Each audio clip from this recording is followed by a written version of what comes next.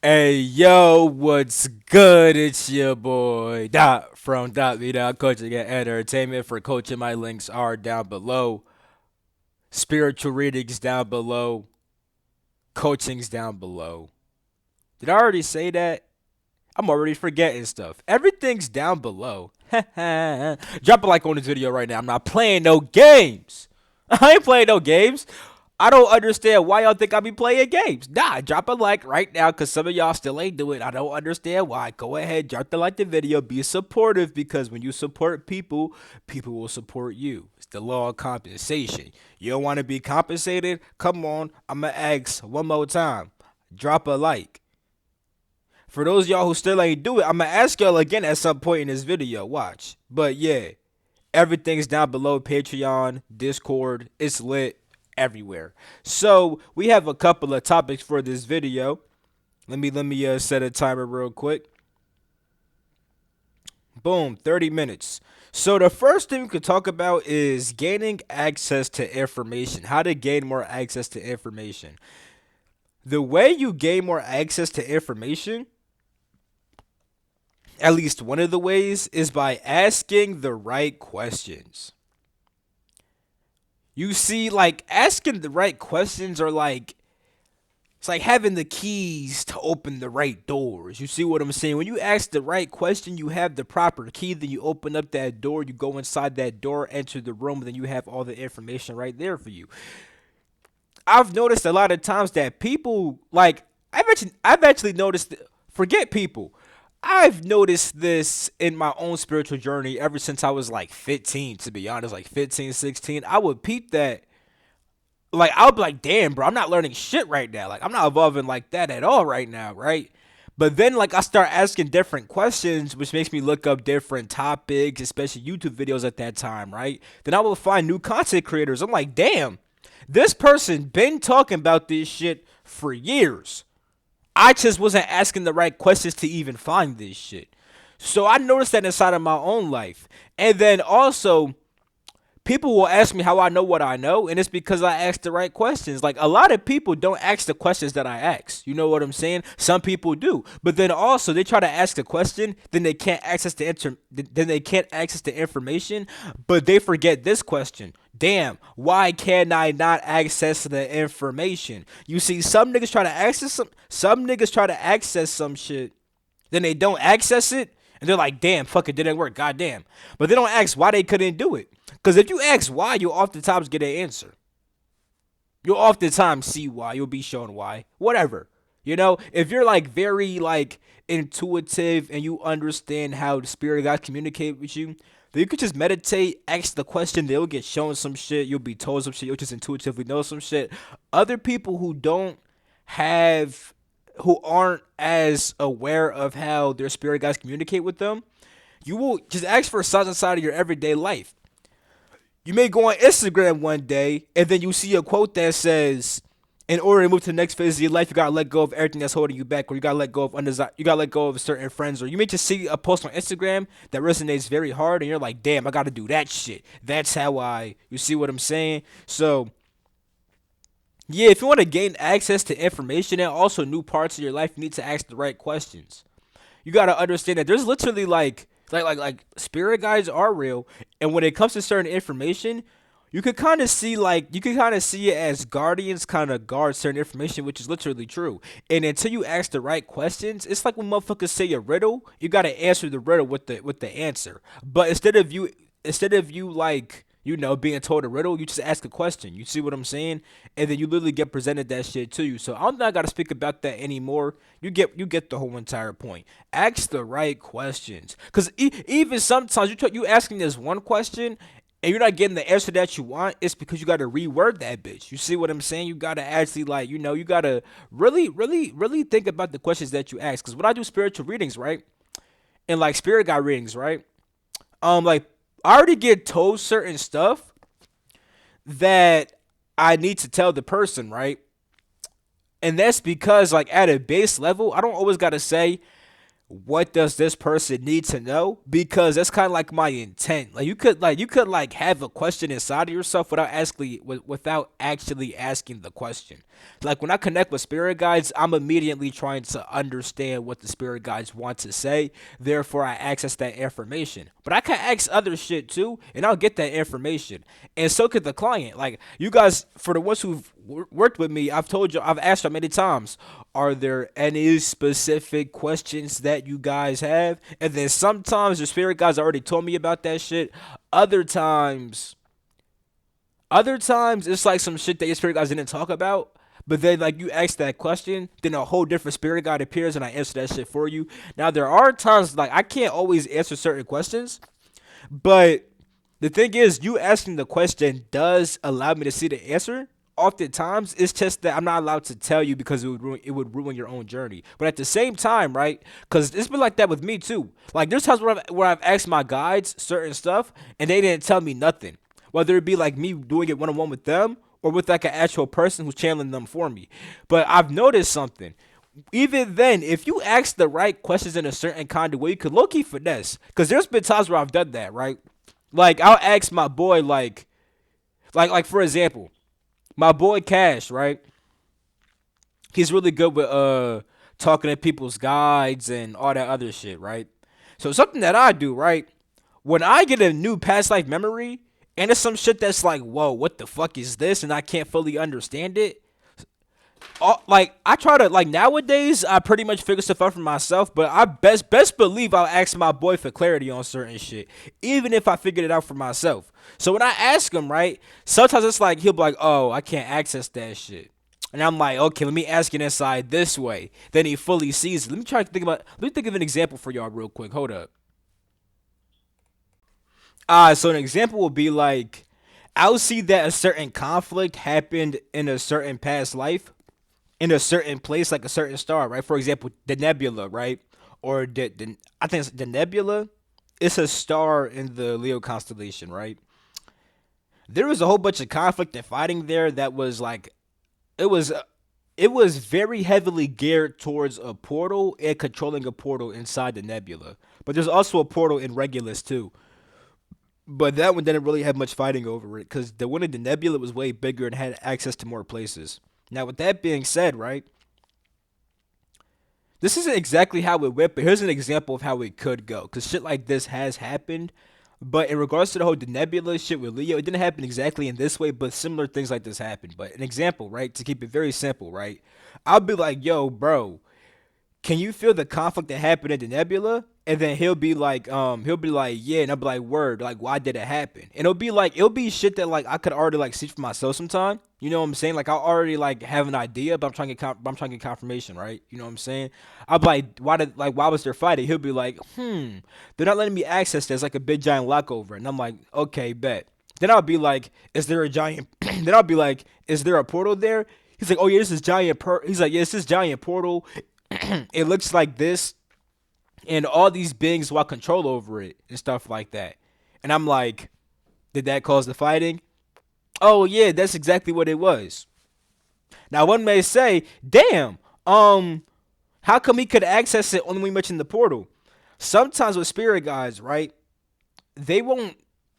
A lot of times spirit guides, right? Especially like, for example, I noticed that like with me and dragons, right? Dragons really want me to trust myself. They don't really want me to go to anybody. Now, sometimes they'll still pop up to like and tell other people to tell me things, but most of the time it's just like they want me to know that shit exclusively. And then once I know the shit, other people can access it. So with that being said, right?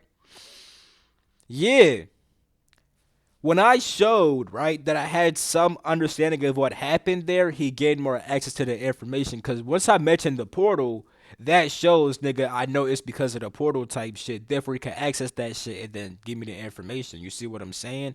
But, yeah, and like the thing is, he'll be like, yeah, the portal looks like this, and it'll be what I'm seeing also. I'm like, yeah, the portal does look like that, and he's like, yeah, there's these kinds of beings and those kinds of beings, and that's exactly what the fuck I was seeing. So it's like, yeah, that's an example of how like when you ask a question differently, you got to get more information sometimes. You know what I'm saying? So sometimes you just gotta ask the question in a different way, even if you think you're not allowed to have access to that information.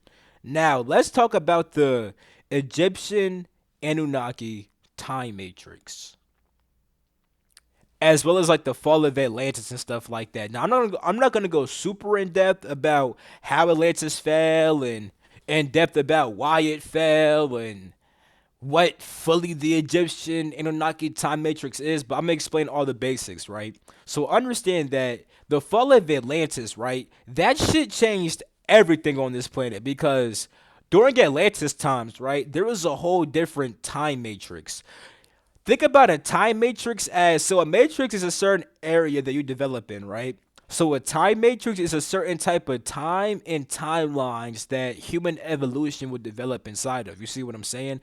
But those timelines got completely shifted and redone and rerouted after Atlantis fell. You see, that was like a whole giant reset point. You know what I'm saying? That was a giant reset of all timelines, and it started a whole new one. And the new timeline sequence was made by the Egyptians. Like the Egyptians established the new timeline sequence that we're experiencing right now.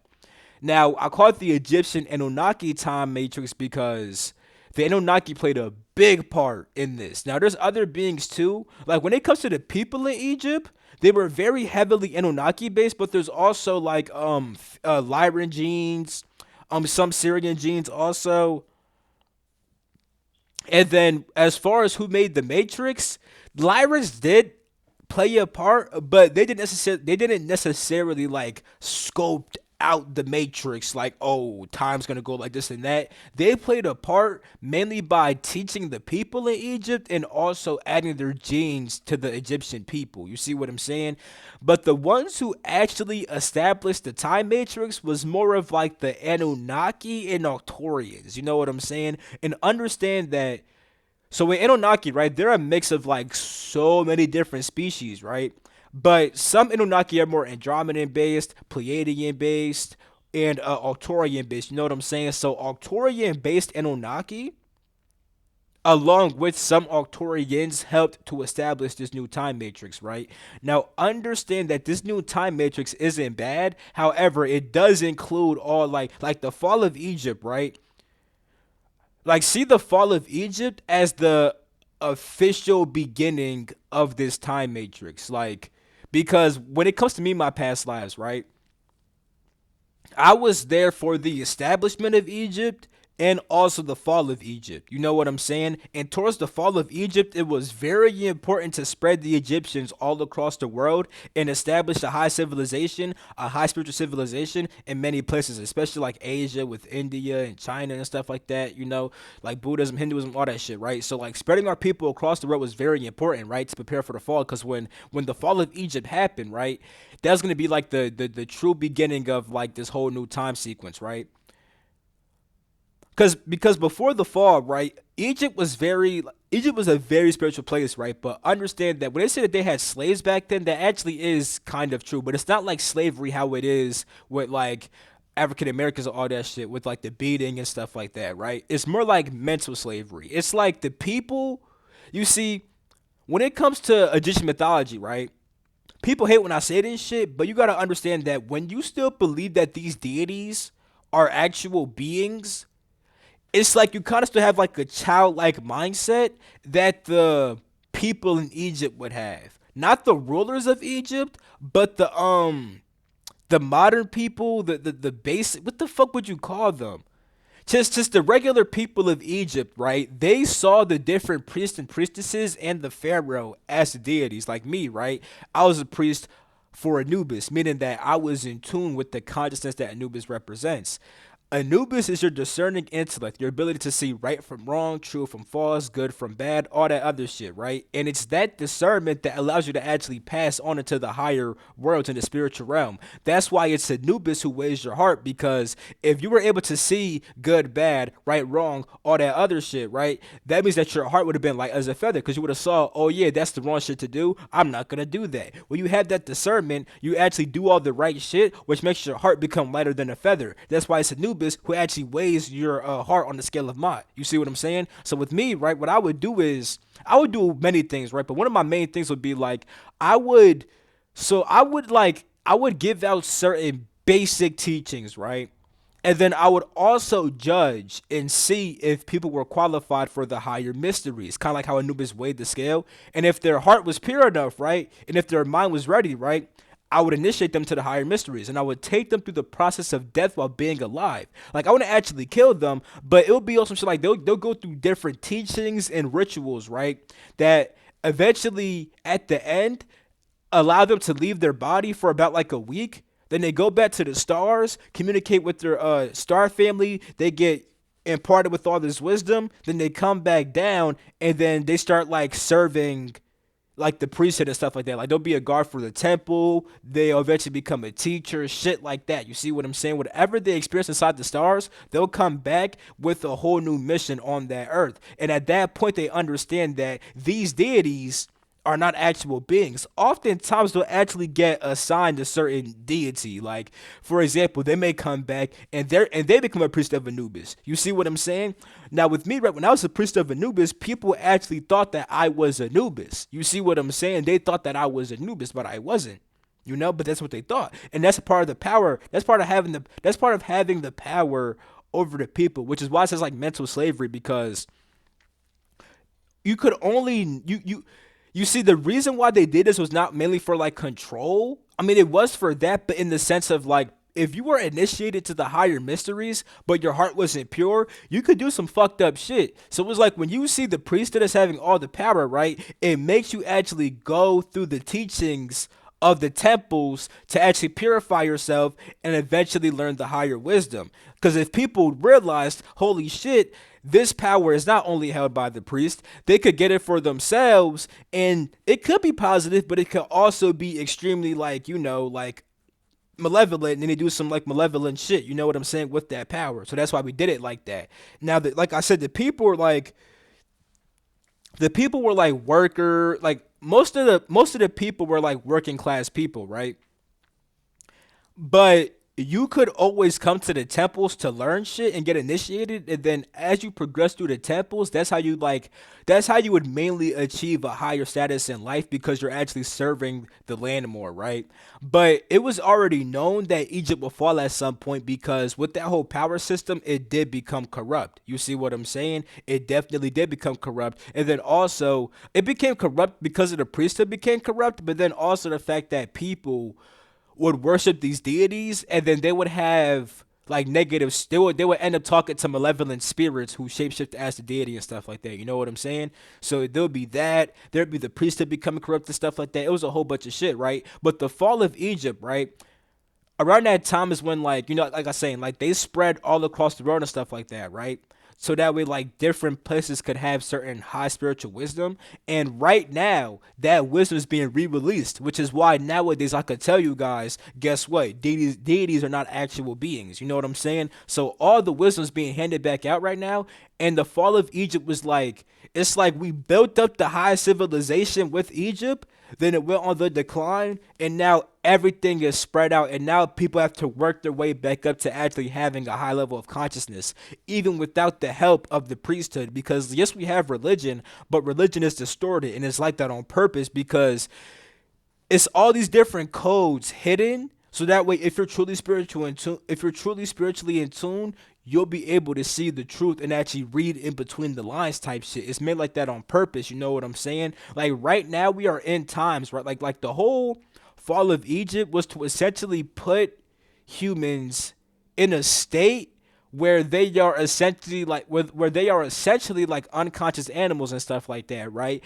And they have to like relearn how to work their way back up into like, you know, like highly evolved spiritual beings, because with Atlantis, the beings in Atlantis were highly evolved, but they also caused the destruction of Atlantis. That's why the whole timeline sequence had to be switched up and a new one had to be initiated, so that way pretty much humans could work their way back up, but not in a way that makes them do shit that ends up making their planet get destroyed. I forgot to say that avian genes are also a big part of the whole Egyptian shit, and avians also helped to make the new timeline matrix. I forgot to say that shit, but yeah. So that's why shit got done like that because yeah, we were highly evolved back then, but it's like the original course that we had set for human evolution is what actually made us destroy like Atlantis and cause it to fall. You know what I'm saying? Like we knew a whole bunch of shit, but we weren't actually like we had a whole bunch of knowledge, but that knowledge made us destroy our shit. Now with Lemuria, they were very like loving and devotional based, right? But they weren't as like intellectual as the Atlanteans. You know what I'm saying? They were not as intellectually advanced, but they definitely had like that's why they say Lemuria is more feminine, Atlantis is more masculine because Lemuria was way more like love based and stuff like that. Now you'll peep with Egypt. Egypt is actually like a mix of both. It's supposed to be a mix of both. You see what I'm saying?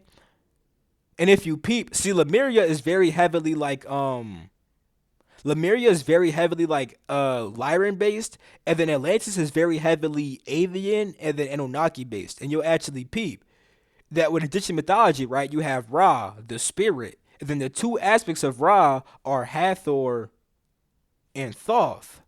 Hathor has a feline form. You know what I'm saying? Hathor is the Lyran aspect, the more female devotional aspect, right? And then Thoth is the intellectual aspect of the avians. You know what I'm saying? So yeah, want to mention that shit because that was a whole big thing, bro. So I'm learning a lot about that right now. Now let's talk about the subtle energetic language, right? I've actually mentioned this on my channel, like I called it like subtle language, but I want to talk a bit more about it, right? You see, what made me want to talk about this is the fact that on my Patreon, right, I talked about this whole immortality challenge that I'm doing, right? And essentially, this challenge is me essentially repeating a certain phrase over and over again. I'm not going to say the exact phrase, but it's along the lines of I have achieved the state of immortality. You know what I'm saying? Now, I'm doing that for many different reasons. Long story short, immortality, right? To even get to that state, it comes with a whole bunch of benefits, including physical health, mental, emotional, all that shit, right? So becoming immortal kind of encapsulates a whole bunch of shit that I naturally want to improve on anyway. You see what I'm saying? So I've been doing that, right? And as I've been doing that, I've actually been like feeling like instead of saying I achieved the state of immortality, like when you say that, it comes with a certain feeling, right? And a certain frequency. I've actually been tapping into the frequency of immortality. So sometimes I'll say the phrase, especially to bring on the frequency. But what I like to do now is just, feel the frequency. I actually like feeling the frequency. I call that accessing the like immortal state. You see what I'm saying? Like you actually feel what it feels like, and understanding the subtle aspects of language is very important because like you ever had those dreams where you try to talk but you can't talk? It's because you don't really talk with your mouth and words. Like higher dimensional beings, all they do is send the frequency at you. So when you actually understand the frequency, you don't gotta talk anymore. You just simply send the frequency. And then also when you understand the frequency behind certain thoughts more, you can actually like increase the frequency behind your thought and it'll have more of an impact inside this world because the more emotionally charged your thoughts are, the more impact it actually has on the world and all the different forms of matter that are around you. You see what I'm saying? And also accessing that frequency, right? It's like you get to the truth behind what that shit actually is. You know what I'm saying? And then you embody it way more. Instead of just saying love, you actually get the frequency of love, and then you can always tune to that and embody that. So with the like, even with like astral projection, you could feel what that feels like and then always embody that frequency and then simply just sit down and then bring on that state like I always talk about. So subtle language is a very important thing that people should tap into. To get started, simply just say your word and then see how it feels. Try to feel the frequency behind it because you actually get to a point. I'll call it 5D thought. When you have 5D thought, you don't really think in words anymore. It's like a whole bunch of frequency and instant knowings and all this other shit, which sometimes you can't even put into words. You see what I'm saying?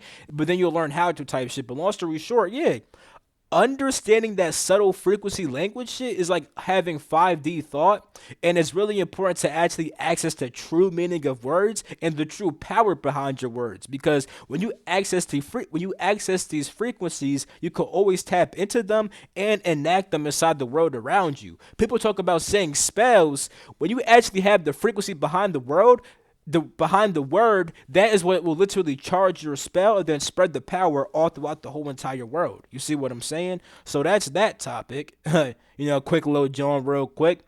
Now let's talk about becoming your own guru. We're gonna end it. I think this is gonna be the last one because we only have 6 minutes left, right? See, becoming your own guru, right? Understand that this is actually the ultimate goal. Even back in Egypt, like even though they had people under like the illusion that the priesthood had all the power, you actually go because like I said, anyone could go to the temple, anyone could learn type shit, right?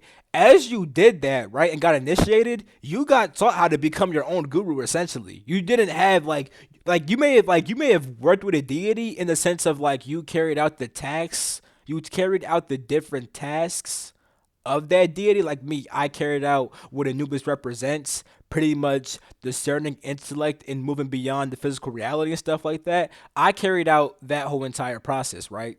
But I didn't actually worship Anubis. I was just connected to what that consciousness actually represents. So you may have that because that helps you serve the world, but you're not actually bound to that. You're not learning from a deity. No, you know what I'm saying? You become your own guru because you literally are a source. And when you discover the source inside of yourself, you become your own guru. That's why, like with coaching and stuff like that, right? Like when I do like these whole spirit guide readings and all this other stuff, right? You like some people may come back multiple times, but the ultimate goal is to essentially not have to come back because you got the advice that you need. And you guys have realized that a lot of times spirit guides talk about trusting yourself. Cause like you'll like a lot of you guys are already in tune with them, and I just have to be, I hope you guys confirm that shit. I'm like, yeah, I could tell you've been going through this, and that, and that you've been thinking about this. Oh yeah, I have been. Yeah, that's your spirit guide. You know what I'm saying? Then I hope you guys realize that, and they tell you to trust and they tell you guys to trust yourself more, so that way you guys don't even need me anymore. You know what I'm saying? My guys were like that with me and Cash. Before Cash would always have to like do this shit for me. Now I just do it for myself type shit. You see what I'm saying? And I could do it for other people now also. So that's actually a giant goal. And my boy actually told me he was like, I got to check out some of your videos. I've been off of spiritual YouTube for a little bit and stuff like that. Kind of been on my own for a little bit. And I didn't say this to him, but in my head, I'm like, that's a good thing. You know what I'm saying? The purpose of spiritual YouTube, yes, some videos you may like constantly come back to, but like the main purpose should be to get you in tune with your own spirit so that way you no longer need the YouTuber. Like, granted, sometimes, right, the YouTuber may talk about some crazy metaphysical shit. You know what I'm saying? Like, you may know how to connect with your spirit, but you may not fully understand, for example, the 12 realms of reality, right? So when I drop that video, right, your spirit guides tell you to watch that video about the 12 realms. But when I make these other videos about why you're not spiritually in tune, you don't gotta watch them Johns because you're already spiritually in tune. You see what I'm saying? So it's like when he told me that, I'm like, that's not even a bad thing because spiritual YouTube, right, should be help you get in tune with your own spirit, and then your spirit should lead you type shit. So becoming your own guru is actually the ultimate goal of spirituality. One of the ultimate goals. I mean, like the highest is really immortality, being able to exist on all levels at once, because that's what it truly means to become source. Because source exists on every single level all at once. You see what I'm saying? So yeah, but like becoming your own guru is a big part of spirituality. You know what I'm saying? Like this merely happens when you get in tune with your soul, because as you get in tune with your soul, you get in tune with your higher self and higher selves, which actually guide you inside this lifetime. Therefore, you won't really need other people like that. But you may still notice that, like, for example, like you may be like, oh, I'm gonna go to the store today. And you decide to go to a certain store this day, that somebody's there and they have a message for you and they tell you some shit, and that's what you had to hear type shit. You know what I'm saying? So even though people could still teach you, you're still like your own guru, and you kind of just got led to those people type shit. That's why I said that, like, you can still watch certain videos while being your own guru, but it's not like it's not like you're watching it every day, and it's not like the videos are about like, oh, how to become spiritually connected, because you're already like that. You see what I'm saying? So yeah, and part of also becoming your own guru actually does deal with knowing what you have to learn. You see what I'm saying? So it's like You may be like, oh yeah, I should be studying this right now. So because of that, you'll actually look up a video about sacred geometry. You know what I'm saying? You'll get books on sacred geometry. But it's not like you're under a guru who's telling you, oh yeah, learn this and then learn that and then learn this, because that's how it kind of was in Egypt. Now, granted, we would actually analyze different people and then see like what kind of like soul they were. Like some people, right, were more fit for the teachings of Isis, and then some were more fit for the teachings of Anubis. You know what I'm saying? And then oftentimes you will go through this temple, then get that initiation, then go to that temple, get that initiation. Like that would happen sometimes, you know what I'm saying? Especially for the pharaoh. The pharaoh had to be initiated to essentially all of them, you know what I'm saying? But yeah, we would judge and be like, oh yeah, this person should study at this temple type shit. Yeah, you know what I'm saying? But becoming your own guru, you just go like, oh yeah, I should be at this temple. I should be at that temple. But a lot of people are not fully ready to be their own guru, because some people may think, oh yeah, I want that spiritual power. I gotta get in tune with Set. But if they got in tune with Set, they would become a crazy egomaniac who becomes very destructive and hurtful to people. And what they really need is Osiris, and they need to understand their soul and stuff like that. Because when they understand their soul, they'll tap into their soul's wisdom and their soul's power, and then they'll have that spiritual power, not that ego power. You see what I'm saying? So that is like, there is a reason why people do have gurus. Like it's not bad to have a guru, because sometimes you don't always know the way. You can't always find your own way. You know what I'm saying? It's just that at the end of all that shit, you eventually do find your own way, and you actually know how to lead yourself type shit. You see what I'm saying?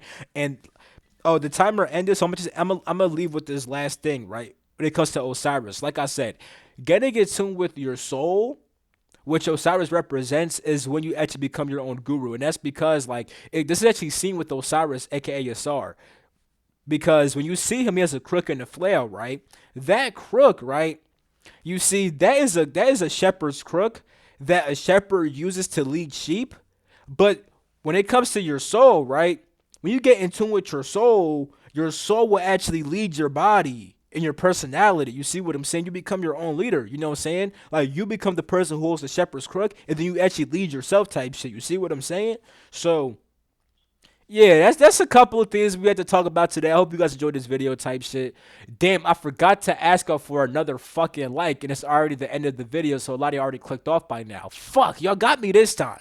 Niggas got me this time. They ain't gonna do that shit again though. I'm asking for my goddamn like. Drop a like right now if you ain't like the video, bro. Come on now. Okay?